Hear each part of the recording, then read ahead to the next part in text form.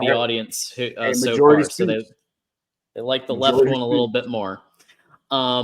Well, so we've talked a lot about quarterbacks, so we might as well go straight into it. So we are starting our Voice of College Football Michigan Fall Preview Series. And so you will start to see these show up in the playlist because we have a specific playlist for position breakdowns. So if you want to skip everything else and you want to fall asleep to position breakdowns, you can do that if you want to. But we have the fall position preview. If you're on a road trip, you can listen into those. But we have the position preview, and this is just my list. So these two may have a slightly different order of things. But I do have as QB1 Alex Orji, and it's a lot of reasons. But if you've watched the episodes of Michigan Made, they sprinkle in a little bit here and there, whether it's referring to Alex Orji as one of the go-to leaders of the team and not mentioning any of the others, but mentioning Alex Orji alongside Donovan Edwards and others as leaders to listen to.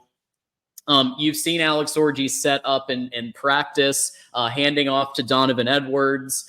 Again, it's not concrete. Nobody's come out and said Alex Orji's the starter, but there are little bits and pieces here and there that kind of, if you watch it all, if you pay really, really close attention, it does look like Alex Orji might be winning this job. But I'll let TJ kind of give your thought on who you think QB1 should be.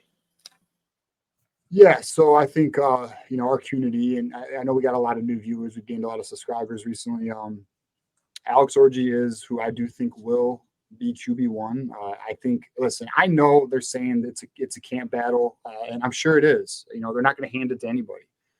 Jack Tuttle will be battling. Davis Warren will be battling, but I think we can all see there does seem to be an emphasis or a focus on Alex Orji. That's not. Listen, you see it in the videos. You see it in the way the coaches talk at times. It just seems to be that way. I think Alex Orji also knows it's his opportunity to lose. So I expect Alex Orji to be the day one starter. We saw him last year playing games in key moments. So he does have some experience in major games. So we'll see, we'll see out of fall camp. We'll obviously be on top of it all camp in the QB battle. But if I had to call it today, I'd say Alex Orji. That's where I'm at with it. What do you think, Bears? All right, I'm going to surprise both of you for a second. All right. Jack Tuttle. There will be a 2-quarterback system. Boom. For game one. For game one. Right. Just for game one. Bro. Okay. Yeah. for game one, I'm going to predict that both Alex Orji and I'm going to go with Davis Warren. I'm not gonna go with Tuttle. I know. Okay, so I don't know who that second quarterback is. I'm not as confident in that, but I do think 2 quarterbacks will get significant playing time in game one. That will be used to as a bit of an audition, but also maybe to confuse Texas in game 2.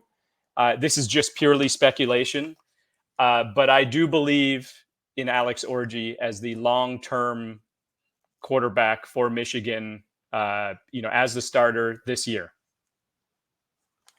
Yeah, so Keith, the leader and chairman of the Jack Tuttle fan club, says Isaiah Hole had another deep insider saying that it's going to be Tuttle, right? Get ready. Hey, I'm not ready, but if it happens, I hope for the best, and I will root for him. I'm not gonna, obviously, listen.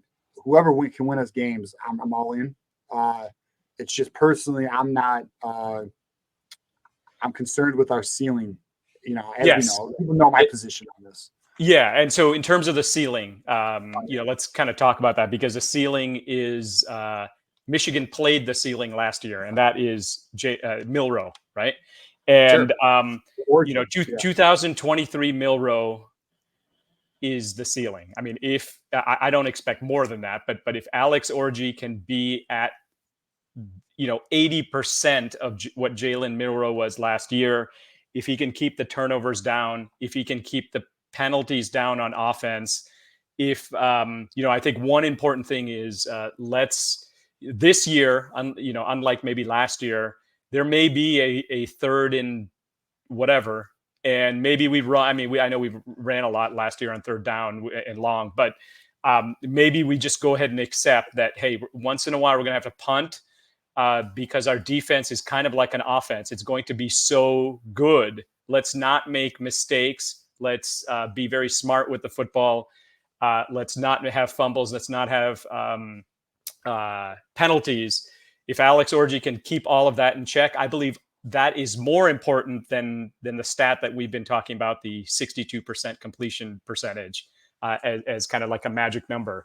So that's what I would do. I would put Alex Orji in there, and I'd say, hey, don't do anything crazy. You could throw the ball long. I tried doing that a couple times, but don't do anything crazy in critical moments. And give the ball to the defense, because chances are it'll sort of be like an offense. I mean, I guess the best comp here would be like the 1985 Bears or something like that, where that team was so defensive that the defense was like an offense. I mean, you could also say the Ravens with Joe Flacco. Yeah. That's another one. Yep. Another good example. Or Brad Johnson's Tampa Bay Buccaneers. But I mean, my concern is if we don't have an Alex Orji or a Davis Warren, who I think are higher upside quarterbacks than a Jack Tuttle. My concern is if we do have a Jack Tuttle, and I know Keith's probably like TJ, but we run into a Cade McNamara situation where you're going to run into a Georgia, or you're going to run into an elite program at that level, and you can't get over the hump because you need a more potent offense to make plays. Because your defense is not going to carry you the whole year. That's very rare. There's going to be a moment where your offense has to bail you out. So we'll see. I mean, listen, these are my concerns. I hope to be dead wrong. And if Jack Tuttle is the starter, I hope he wins the Heisman. I do not dislike that Jack Tuttle. I just have my concerns with that option. Yeah. Part of me, I've said this before, but part of me is kind of intrigued by the idea of Jack Tuttle beating Ohio State. Well, yeah, it'd be funny. as a guy who's almost as old as Sharon Moore himself. Well, dude, that'd be the built-in excuse. They have a 7-year quarterback. That's why they won. You already know. Yep, there it is. Yeah, they got their next excuse. All right. So that was your quarterback one. What was your quarterback two there? Yes. So I'm thinking Jack Tuttle retains his backup position this year once he's able to fully compete in fall camp. Davis Warren, I think, was a serviceable backup, up and during that period where he was injured. But I think with his experience coming back a 7th year, I see him as the backup. Where do you guys see QB2 falling? Maybe. I mean, I think what you have there is accurate. I think if they do go with an Alex Orji, I think Jack Tuttle is the safe, high floor type player, more probably, game experience, veteran savvy quarterback that I do think would be a QB2. Now, that doesn't mean Davis Warren can't become QB1 either. I think with Davis Warren and Alex Orji, there's more fluctuation in the sense of, Jack Tuttle's going to be old reliable, but Davis Warren and Alex Orji have a little bit more question marks. And I think they could easily be QB1, but they could just as well easily lose the position. So I think they would probably put Davis Warren as third and put the veteran as the QB2. But we'll see too. I mean, listen, here's the reality too, for anyone who's concerned like myself. If Jack Tuttle's the quarterback and we're not winning games, he won't be the quarterback. That's just what it is. If the offense is not moving and he's the quarterback, he will not be the quarterback. They will find the best man for the job. At the end of the day, that's just reality.